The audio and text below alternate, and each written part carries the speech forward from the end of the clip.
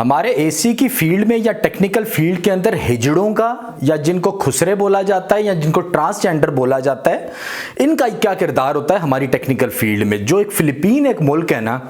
वो क्या करता है, उसके मुल्क में जितने भी ट्रांसजेंडर होते हैं ना, वो हुकूमत के लेवल पे उनकी बहुत ज़्यादा मदद करते हैं, उनको बहुत ज़्यादा टेक्निकल काम सिखाते हैं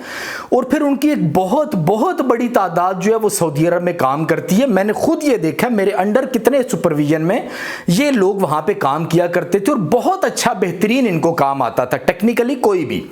और एसी के फील्ड में भी इनकी बहुत बड़ी तादाद वहाँ पे मौजूद है। इस तरीके से वो जो हुकूमत है ना, वो इन लोगों को, इस तबके को बहुत ज़्यादा सपोर्ट करती है और बहुत अच्छी अच्छी सैलरियाँ ये लोग वहाँ पे लेते हैं।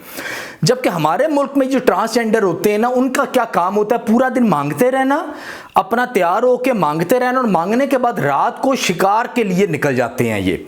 और जो लोग होते हैं वो इनको शिकार समझ के इनके पीछे पीछे भागते रहते हैं, पूरा दिन इनका यही काम होता है। मैं जहाँ पे जिस एरिया में रहता हूँ पाकिस्तान में, वहाँ पे भी हज़ारों की तादाद में उस एक रोड के ऊपर इनकी तादाद है, बहुत बड़ी तादाद है, लेकिन इनका सवाए मांगने के और सवाए शिकार ढूंढने के और कोई काम भी नहीं होता। शायद इनमें बहुत बेहतर भी लोग होते होंगे, लेकिन टीवी पे बहुत दफा मैंने कहते हुए सुना है कि इन लोगों का कोई हुकूमत लेवल पे कोई ख्याल नहीं करता या कोई इनको कोई चीजें नहीं सिखाता। जबकि मेरे पास जब भी कोई ऑफिस में कोई इनमें से मांगने के लिए आता है ना, तो मैं उसको यही बोलता हूं कि तुम मांगते क्यों, तुम मेरे पास काम सीख लो, मैं तुम्हें काम सिखाता हूं। मैं वाकई दिल से चाहता हूं कि इन लोगों की तरक्की हो, ये लोग बेहतर माइंडसेट के होते हैं। और दूसरी तरफ मैं ये भी चाहता हूं कि हमारे एसी की फील्ड में जो R32 के खिलाफ बोलते हैं ना लोग, जिनके पास कोई नॉलेज नहीं होता, और जो दूसरे लोग जो बाहर के मुल्क में, सऊदी अरब, अरब मुल्क में चले गए, बिल्कुल नॉलेज नहीं होता, जाहिलों की तरह एसी की फील्ड को बदनाम करने लगे हुए हैं, इन सब लोगों को बहुत आसानी से इन ट्रांसजेंडर से रिप्लेस किया जा सकता है। थोड़ी सी मेहनत करके आराम से इन ट्रांसजेंडर्स को पाकिस्तान में इनको तरबियत दी जा सकती है और एसी का बेसिक काम सिखा के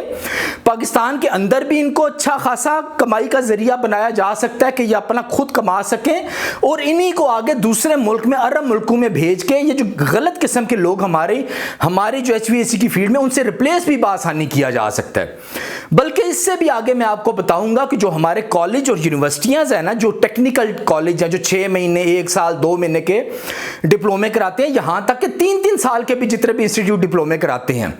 उनके सब बच्चे बहुत बड़ी तादाद में मेरे पास आते हैं काम सीखने के। जब मैं उनकी हालत देखता हूं तो मुझे उन पर तरस आता है कि तुम लोगों के जो स्कूल है जहां पे तुमने 3-3 साल के डिप्लोमे किए, वहां पे उस्तादों को और जो स्कूल के मालिकान का, उनको जरा भी तुम लोगों पे तरस नहीं आता कि तुम लोगों को डायरेक्शन ठीक कराते। हाँ, किताबों के रट्टे जरूर लगवाए होते हैं जिसका बिल्कुल भी 1-2% भी उनको नहीं आता होता, और वो डिग्रियां उनकी क्लियर हुई होती है, 3-3 साल के डिप्लोमे भी क्लियर है, लेकिन बेसिक चीजें भी नहीं पता होती। तो ये वहां पे जो टीचर मौजूद होते हैं, जिनकी ज्यादा तादाद, सब नहीं होते, बहुत से अच्छे टीचर भी इनमें होते हैं, लेकिन ज्यादातर जो तादाद है वो बिल्कुल इन बच्चों का मुस्तकबिल जाया करने लगे हुए, कुछ भी नहीं सिखाने लगे हुए। तो अगर इन ट्रांसजेंडर्स को अगर पाकिस्तान में मौजूद तालीम दी जाए या थोड़ा सा ट्रेंड किया जाए, तो ये इन असातिज़ा जो है ना गलत किस्म के, इनको भी बहुत आसानी से रिप्लेस कर सकते हैं। तो मेरा HVAC के फील्ड के जो भी कोई बड़े हैं, चाहने वाले हैं या चाहते हैं इसमें बेहतरी आए, वो काइंडली मेरी इस बात के ऊपर लाजमी गौर कीजिएगा।